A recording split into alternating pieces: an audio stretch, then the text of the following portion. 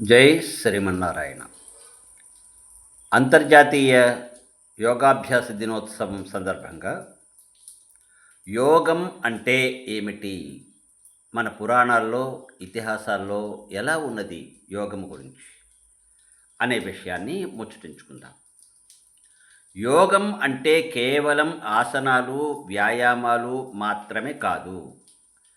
మనస్సును భగవంతుడిపై నిలపడం ప్రధాన లక్ష్యం అని వైదిక వాంగ్మయ సారాంశం. యోగము అనే పదం యుజ్ అనే సంస్కృత ధాతువు నుండి వచ్చింది. యుజ్యతే అనేనా ఇది యోగ. దేని వలన జీవుడు పరమాత్మతో అనుసంధానం అవుతాడో అది యోగము. ఆ విషయాన్ని వైదిక వాంగ్మయ సారాంశం అయిన మన ఇతిహాస పురాణాలలో ఎలా చెప్పబడిందో సంక్షిప్తంగా చూద్దాం. అన్నింటినీ పరిశీలించిన తర్వాత మనకి ప్రప్రథమ యోగాచార్యుడు శ్రీకృష్ణ భగవానుడు అని మనకు కనిపిస్తుంది. శ్రీరామచంద్రస్వామి యోగాన్ని ఆచరించి చూపిస్తే శ్రీకృష్ణ భగవానుడు ఉపదేశం చేశాడు దాన్ని. భగవంతునితో మనం ఎలా అనుసంధానం కావాలో శ్రీకృష్ణ భగవానుడు భగవద్గీతలో ఉపదేశం చేశాడు. భగవద్గీతలో అనేక యోగాలు చెప్పబడ్డాయి. కర్మయోగం, జ్ఞానయోగం, ధ్యానయోగం, భక్తి యోగం. శ్రీకృష్ణుడు ఇలా 18 యోగాలుగా ఉపదేశం చేశాడు. భగవద్గీత 2వ అధ్యాయంలో 38వ శ్లోకం. సుఖదుఃఖే సమే కృత్వా లాభాలాభౌ జయాజయౌ తతో యుద్ధాయ యుజ్యస్వ నైవం పాపమవాప్స్యసి.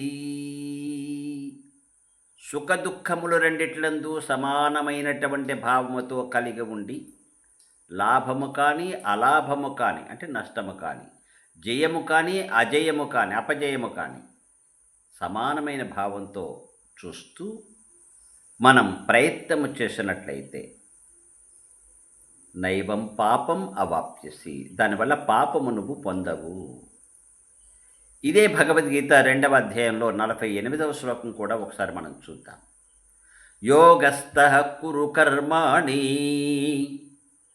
సంఘం త్యక్త్వా ధనంజయ సిద్ధ్య సిద్ధ్యో సమో భూత్వా సమత్వం యోగ ఉచ్యతే. సుఖ దుఃఖాలలో సమబుద్ధిగా ఉండడం యోగం అని చెప్పాడు శ్రీకృష్ణ భగవానుడు. భగవద్గీత 2వ అధ్యాయం 50వ శ్లోకం చూస్తే బుద్ధియుక్తో జహాతీహ ఉభే సుకృత దుష్కృతే తస్మాద్యోగాయ యుజ్యస్వ యోగః కర్మసు కౌశలం. అంటే కర్మలను సముచితంగా ఆసక్తి లేకుండా, అంటే పనులను ఏ పనైనా సరే ఉచితమైన విధానంగా దాని యందు ఆసక్తి లేకుండా భగవద్ అర్పణ బుద్ధితో భగవంతుని యొక్క సేవ చేస్తున్నామనే భావనతో చేయడం యోగం అని ఉపదేశం చేశాడు శ్రీకృష్ణ భగవానుడు. శ్రీకృష్ణ భగవానుడు భగవద్గీతలో యోగాన్ని గురించి ఉపదేశం చేస్తే అదే యోగాన్ని శ్రీరామావతారంలో ఆచరించి చూపించాడు భగవంతుడు. శ్రీరాముని గురించి మనం ఇక్కడ స్మరిస్తున్నప్పుడు నవనవాస దుఃఖేన నరాజ్యభ్రంశకర్షితః ముఖాంబుజశ్రియం రామః జహాతి న కదాచన. అరణ్యవాసం అనే దుఃఖము వల్ల కానీ, రాజ్యము కోల్పోయిన బాధ వల్ల కానీ శ్రీరాముడు తన ముఖ కమల కాంతిని ఎన్నడూ కోల్పోలేదు. అంటే రాజ్యాభిషేక వార్త విన్నప్పుడు ఎలా ఉన్నాడో, అరణ్యవాసానికి వెళ్ళమని చెప్పినప్పుడు కూడా అలాగే ఉన్నాడు. ముఖంలో విచారము, ఆగ్రహము, నిరాశ కనబడలేదు. శ్రీకృష్ణావతారంలో భగవంతుడు ఉపదేశించిన యోగమును శ్రీరామావతారంలో శ్రీరామచంద్ర ప్రభువు ఆచరించి చూపించాడు. భగవానుడు శ్రీరామావతారంలో ఆచరించిన దానిని శ్రీకృష్ణావతారంలో శ్రీమద్ భగవద్గీత ఉపదేశం చేశాడు. రామో విగ్రహవాన్ ధర్మ అనే వాక్యానికి ఇది ఒక ఉదాహరణ.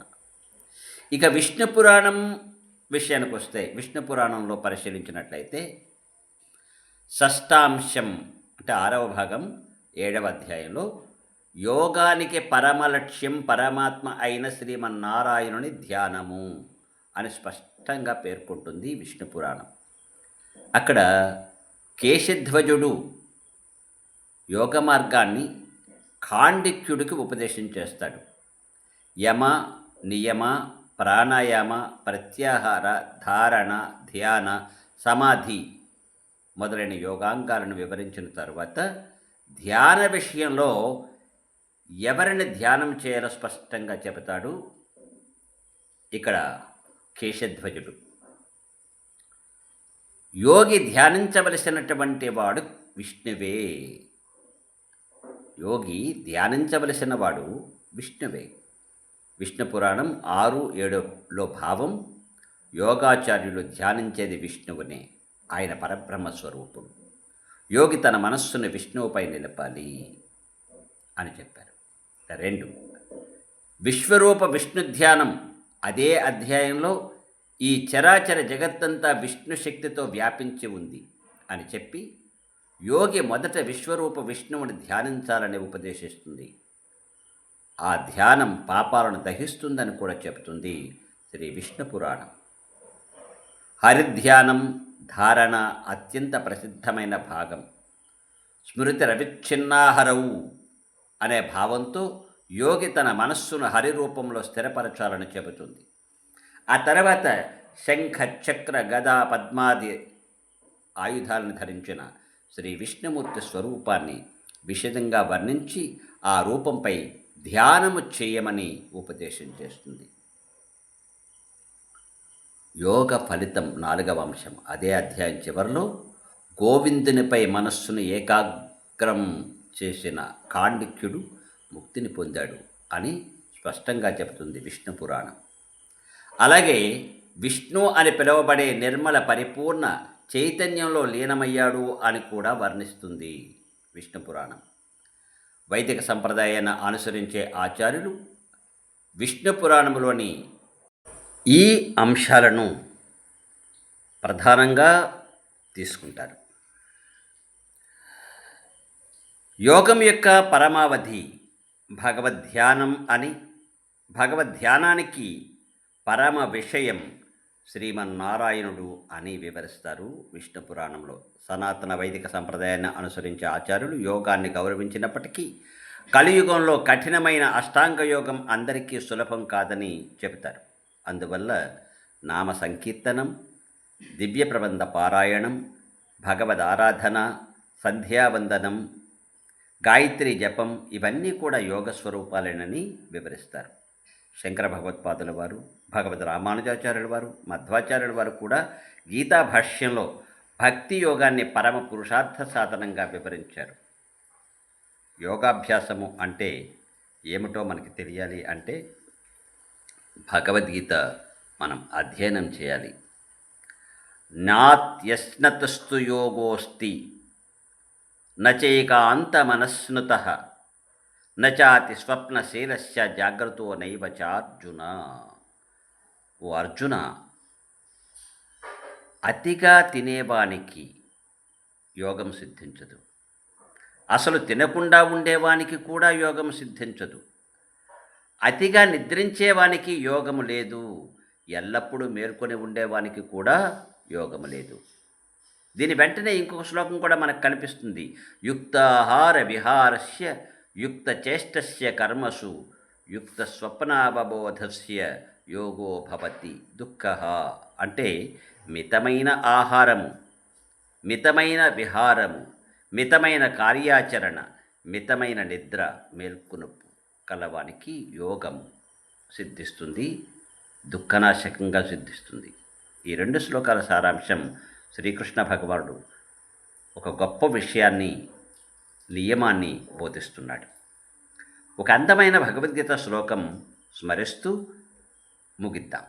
యత్ర యోగీశ్వర కృష్ణో యత్ర పార్థో ధనుర్ధరః తత్ర శ్రీర్విజయో భూత్వా ధ్రువా నీతిర్మతిర్మమ. ఇక్కడ భూతి అనే ఒక పాఠాంతరం.